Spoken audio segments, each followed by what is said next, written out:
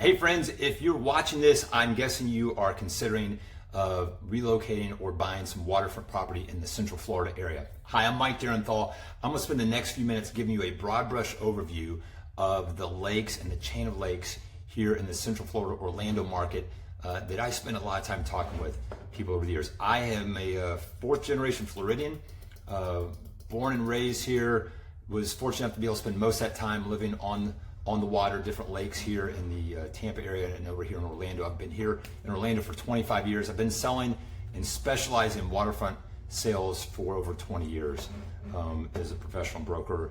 It's a lifestyle. It's something I love, and as you probably know, people that like to be on the water, like that lifestyle, you tend to kind of have a lot in common with other people, and so I love connecting with those types of clients and helping them in their journey. So I'm going to try to keep this kind of fun and light and give you, again, a broad brush perspective of some of the different lakes here in the area.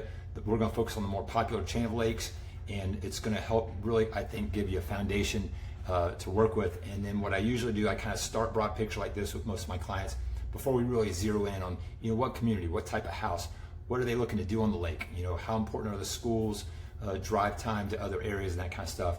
We can really zero in, but this is a great place to start. So I'm glad you're here. All right, I'm going to use Google Earth. I'm going to try and do this without making you motion sick by moving this around. And bear with me, we're going to try and cover quite a bit of ground. So first of all, here's Central Florida, or downtown Orlando is right here. The attractions, which we're so famous for, Disney World, Epcot, all that is down in this direction here. Okay, our Atlantic beaches on this side, obviously, Cape Canaveral, Cocoa Beach, New Smyrna, some very popular areas.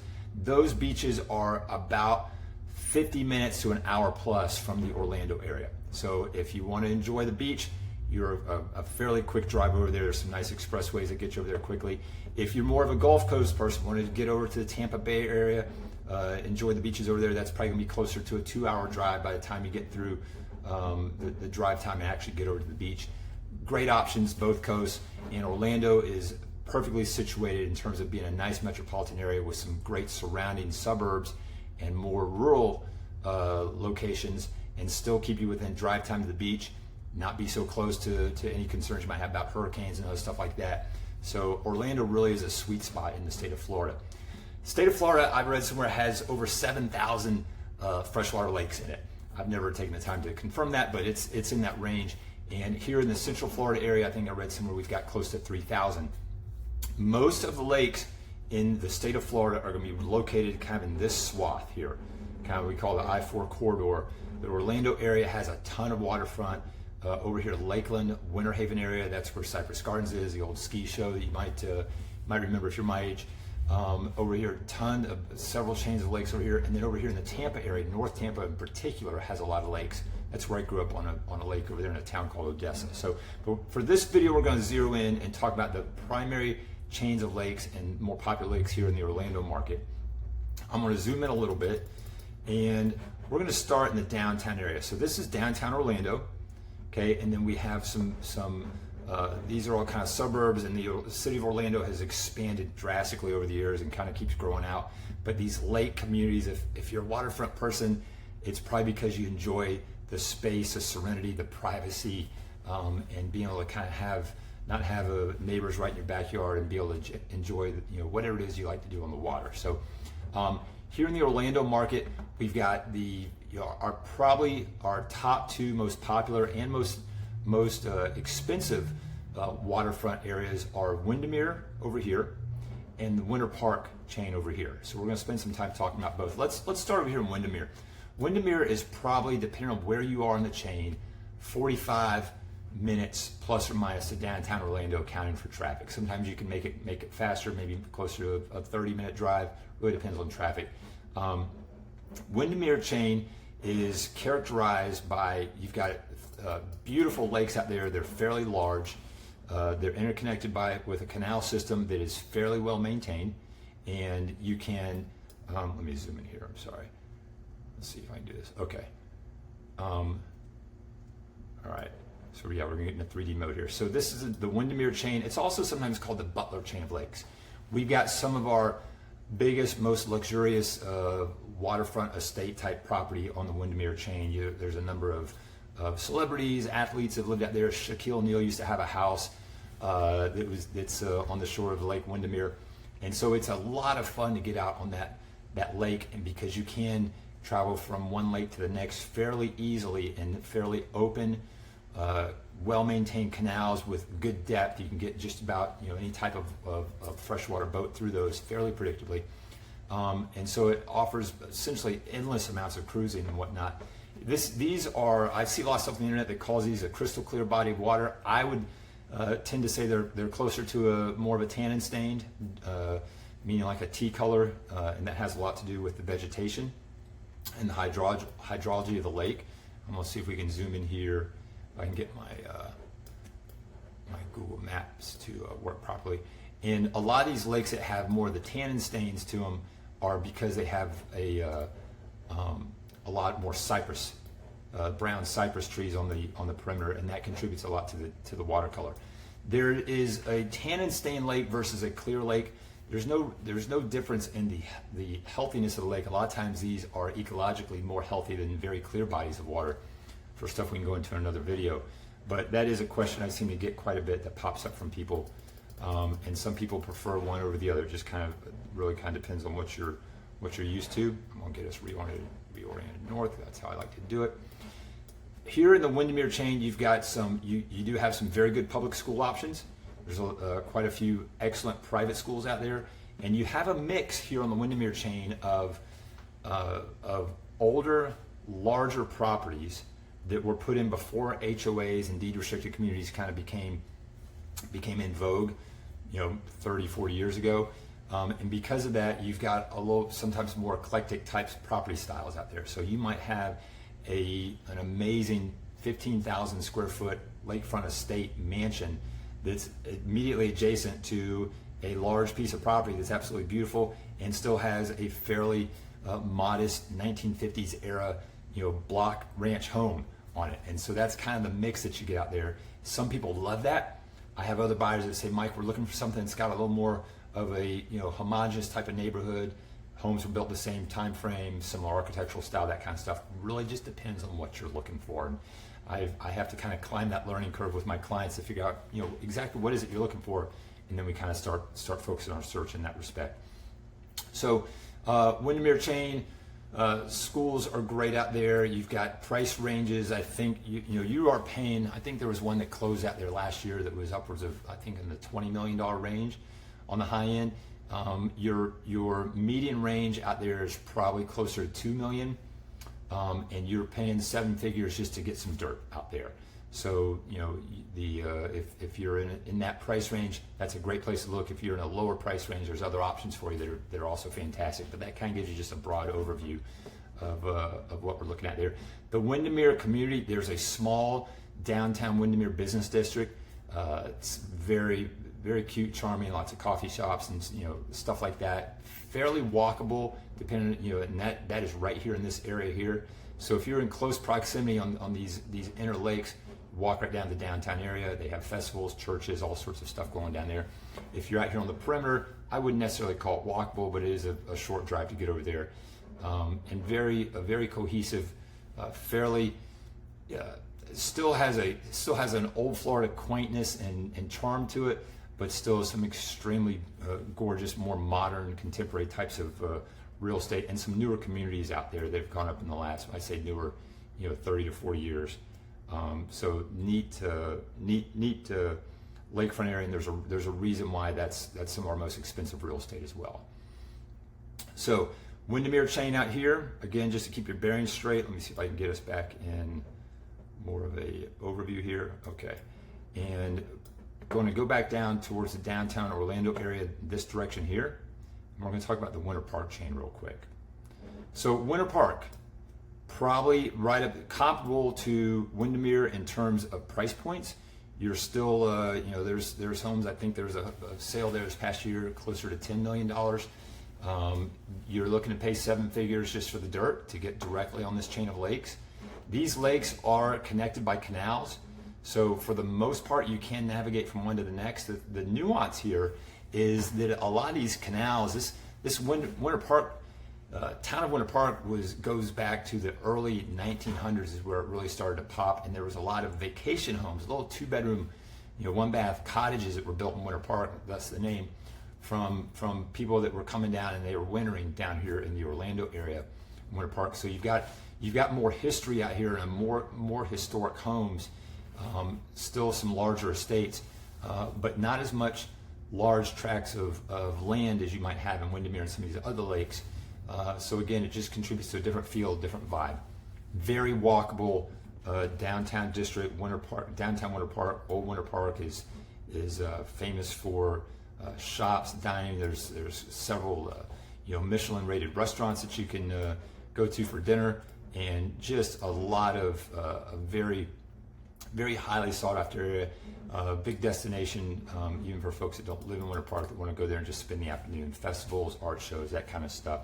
Excellent public school. So Winter Park High School is arguably one of the more sought after public schools in the Central Florida market. And again, a lot of private school options there as well. Winter Park chain, as far as water color, it is a darker tannin stained body of water. Again, a lot of cypress, fairly deep in most areas. Going back to those canals, they were cut hundreds, some of them, I'm not sure exactly, I think dating back to the 40s. So a lot of these canals tend to be narrower, and they also have small bridges going over in areas, which means that if you have a boat that has a tall ski tower on it, you might not be able to get from one lake to the next. So these are some of the nuances that might matter to you. Again, depending on what you're looking for, and what your anticipated use is. The drive time. Let's talk a little bit about drive time in Winter Park, because Winter Park is absolutely stunning, beautiful little part of town. The one thing to know about Winter Park is, because it's an older town, there's not expressways that get you in and out of there quickly. Driving to downtown Orlando is some days will take you as long to go from Winter Park to get to downtown as it would from out here in Windermere, and you can see the difference is considerably different because we've got expressways that connect Windermere to the downtown Orlando area. But people that live in, I've never heard anybody that lived on the Winter Park chain that was complaining about their drive time, because Winter Park is it's a very, very popular destination. All right, so still here in the downtown Orlando area, let's head a little bit south. This is the Conway chain of lakes. I lived down there for a few years on Lake Gatlin. This is, I would venture to say, is one of the clearest bodies of water that you will find in a Florida lake. And I've seen a lot of them. I've spent a lot of time on a lot of them.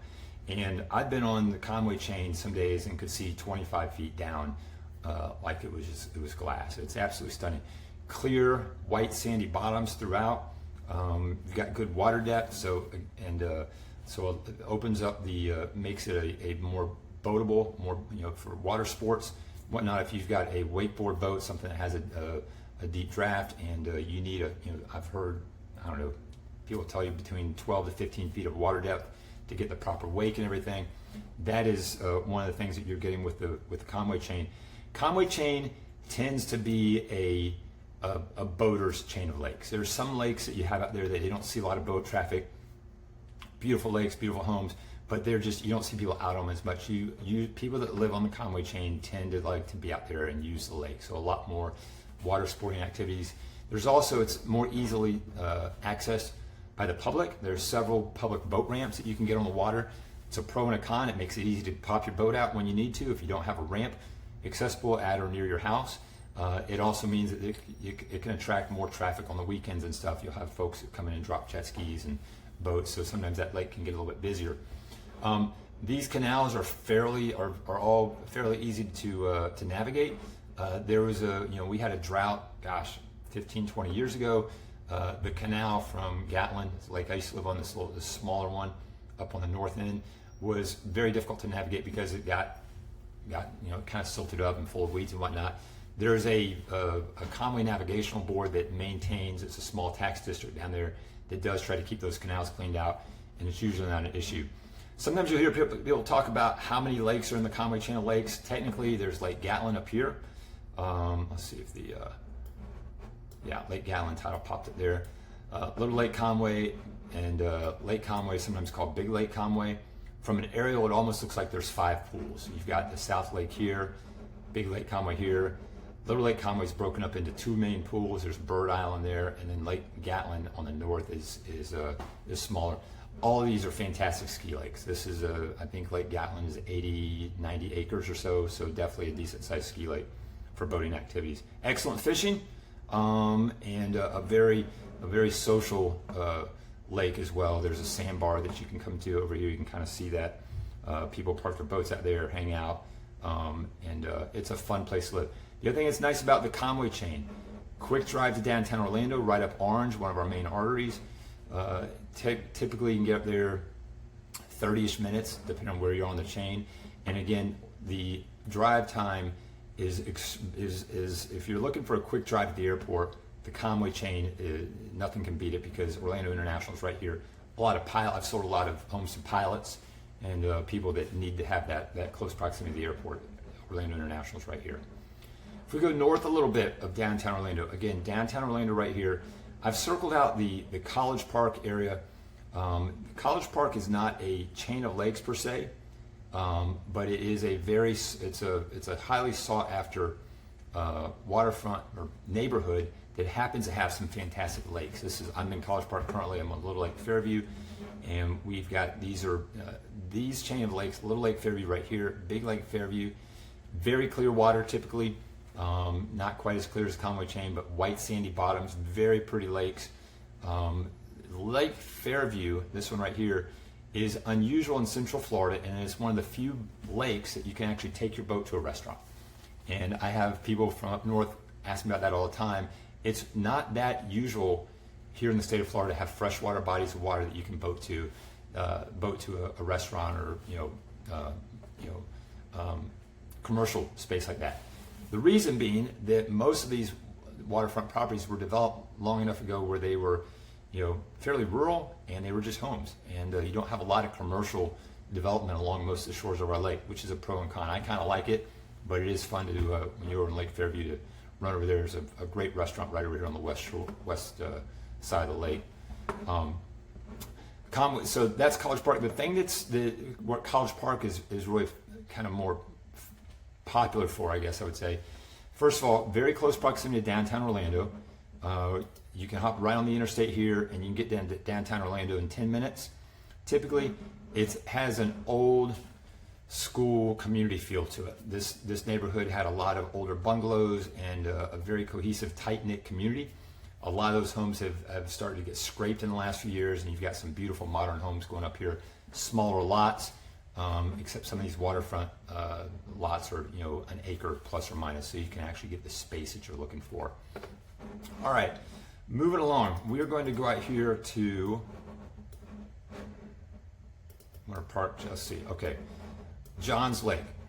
Okay, out west of Orlando, we have the Claremont area, the Winter Garden area, and 2 popular lakes out here are Johns Lake, which is just this one right here. Johns Lake almost looks like its own chain of lakes. It is just considered one lake, but it has a very tortuous shoreline, is a word I like to use. And it's nice that you can almost always find a quiet place if you're looking to fish or cruise, but it's still a decent sporting water sports lake. It tends to be a shallower lake, rarely more than 12 feet deep, and it's also a very dark tannin stained lake, and you don't have as much of a white sandy bottom. You've got a lot more organic stuff at the bottom of the lake there and stuff. So one of the best fishing lakes in the area, but you don't have as many homes that feature big expansive white sandy beaches. The other thing to know about Johns Lake, it was fairly rural, and there was a lot of undeveloped property around Johns Lake up until the last 40 to 50 years. So that has created a situation where some of these larger tracts of land that used to be cow pastures or orange groves were more recently developed, and that's where you can find lakefront homes that are in deed restricted communities. They might be gated. You've got HOAs that manage the homes, more consistent construction, architectural styles, and some people like to know if they're going to invest in a piece of property that the neighborhood's going to have a certain look and feel to it. Whereas some of the other lakefront communities, it's like I said, it's a little more eclectic. You don't have HOAs, and you might have a gorgeous mansion right next to something that somebody may have been living there for 50 years, and it's some people love that, other people don't. Just really depends on what you're looking for. Okay, zoning out here, and then we're going to talk briefly about the Claremont chain of lakes. One of my favorites. I love this chain of lakes. Used to have a house out here, up here on right off Lake Emma. This chain of lakes is connected. It actually ties into a small river that will take you back up into the St. John's, and you could, in theory, take a boat from this chain of lakes all the way up to Jacksonville. It's not super practical. You would have to portage around some water control gates and whatnot. The Claremont chain has homes. You can pick up property on the Claremont chain closer to 600,000. So you've got some options out there, and you've got larger pieces of property, and a lot of, if you're not looking to go drop 7 figures on your real estate investment, there's options for you on the Claremont chain. To a lesser extent, John's Lake as well. Claremont chain, fairly clear, slightly dark tannin stained water, but a great option. It's a little more of a drive from Orlando, so it's to get from the Claremont chain back to Orlando, you're probably close to 45 minutes to an hour, depending on what traffic's doing. But a very beautiful chain of lakes out there. So that's my quick version of some of the more popular lakes here in Central Florida in the chain of lakes. If I can get you some more information, please reach out. Text, email, whatever you like, and I would love your feedback. Which type of lake are you looking for? Let me know. I'm Mike Derenthal. Thanks for watching.